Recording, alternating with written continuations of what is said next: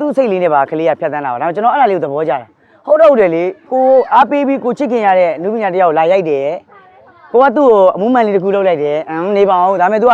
အဲ့ဒါကိုထွက်သွားတယ်အဲ့ဒါလေးကိုချစ်ဖို့ကောင်းတာကျွန်တော်စိတ်ထဲမှာမြင်တာလေးရလေဟောဘယ်လိုပဲဖြစ်လူသားမာနသူ့မှန်လေးရှိပါလားပေါ့ကလေးပြင်မယ်လေကျွန်တော်တကယ်ပါအဲ့ဒါလေးကဝမ်းသာအားရတင်လိုက်တာပါပြန်ချောလိုက်ရသေးလားချောလိုက်ရတာပေါ့ငါငယ်တော့အတိုင်းပဲဟာငါဝတ်လဲပြီလို့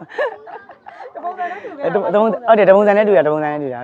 ဘယ်တော့ချစ်ဖို့ကောင်းခဲ့လဲအဲ့တော့ကိုကိုတပုံလိုက်ရခိုင်းတော့ရီယယ်နောက်ပိုင်းရီယယ်သွားတော့နောက်ပိုင်းရှေ့ရသူတို့အဖေတွေအမေတွေကနေပြီးတော့သူတို့ရဲ့သားသမီးလေးတွေပေါ့နော်ကျွန်တော်သားသမီးလေးတွေကျွန်တော်ဒါ heavy ဖြိုးမေတော့အားပေးရတာသူတို့ကအခုနောက်ပိုင်းမှာကျွန်တော်တို့ TikTok မှာကြည့်